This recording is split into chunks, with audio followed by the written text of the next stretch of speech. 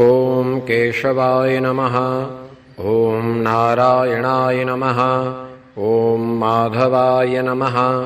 ॐ गोविन्दाय नमः। ॐ विष्णवे नमः। ॐ मधुसूदनाय नमः। ॐ त्रिविक्रमाय नमः। ॐ वामनाय नमः। ॐ श्रीधराय नमः। ॐ ऋषिकेशाय नमः। ॐ पद्मनाभाय नमः। ॐ दामोदराय नमः। ॐ सङ्कर्षणाय नमः। ॐ वासुदेवाय नमः। ॐ प्रद्युम्नाय नमः। ॐ अनिरुद्धाय नमः। ॐ पुरुषोत्तमाय नमः।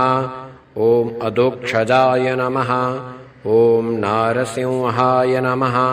ॐ अच्युताय नमः। ॐ जनार्दनाय नमः।